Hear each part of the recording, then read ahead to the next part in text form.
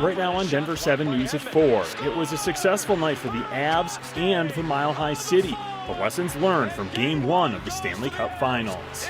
A growing number of hospital closures in rural communities is creating life or death consequences.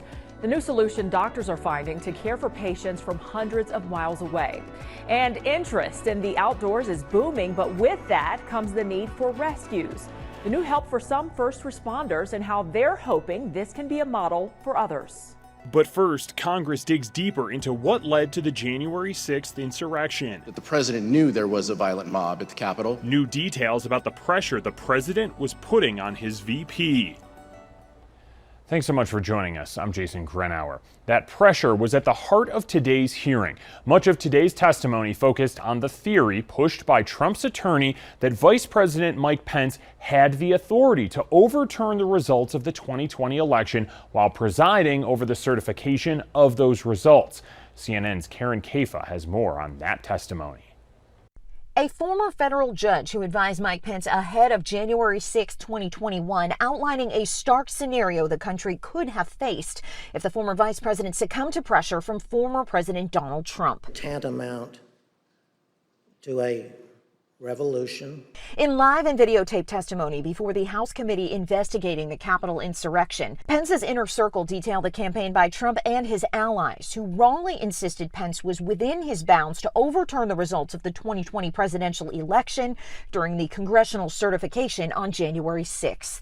Our review of text, history, and frankly just common sense all confirmed the vice president's first instinct on that point. There is no justifiable basis to conclude that the vice president has that kind of authority. Witnesses said Trump was told repeatedly that the plan for Pence to overturn the election was unconstitutional.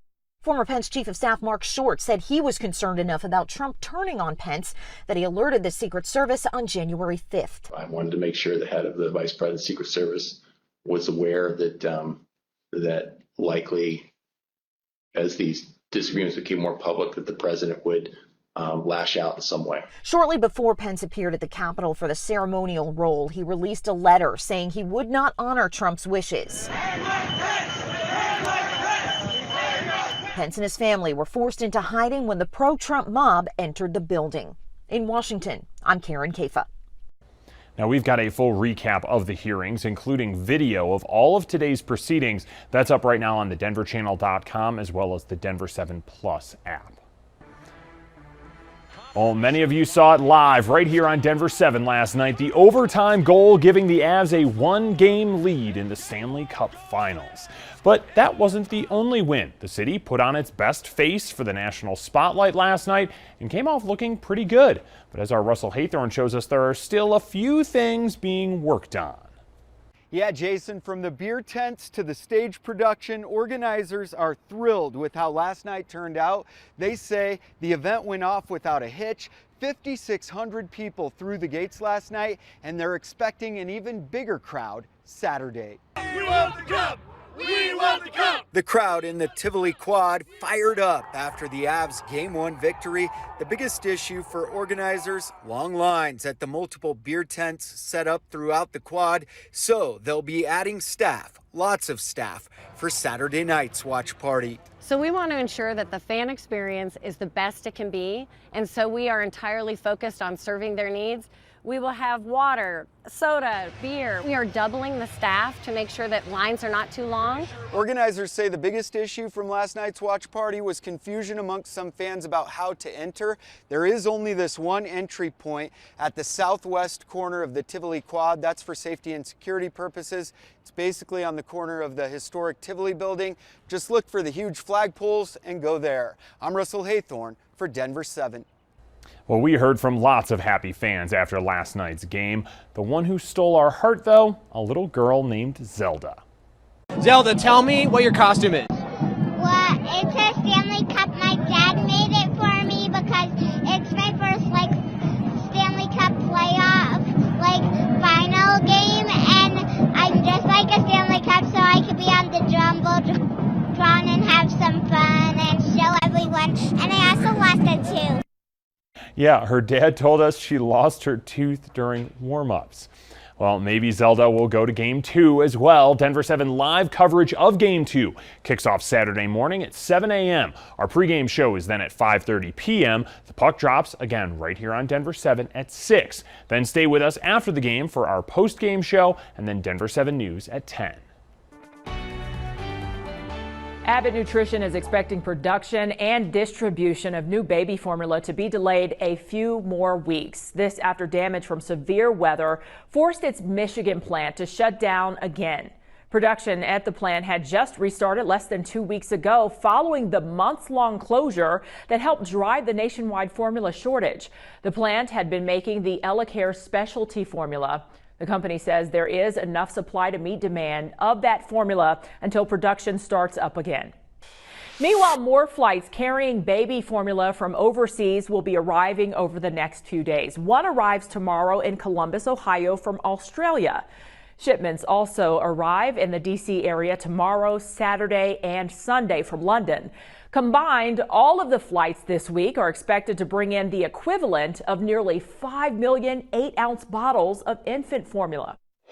Needs are shifting day by day, season by season. When we first spoke with the International Federation of Red Cross back in March, neighboring countries of Ukraine were helping to provide the basic necessities for people who were crossing over. Now, almost 3 months later, Russia's invasion has caused even more damage, and those needs have changed. Healthcare is at the top of the list. You can see in this video from the IFRC donated ambulances arriving in Hungary to help with the crisis. The World Health Organization reports hundreds of health facilities in Ukraine have been either damaged or destroyed. A lot of people fleeing don't have the ability to regular access of testing and treatment for maybe undiagnosed healthcare conditions or conditions that are getting worse. So that takes a lot of energy. It takes a lot of resources from other countries who are also still grappling with COVID-19.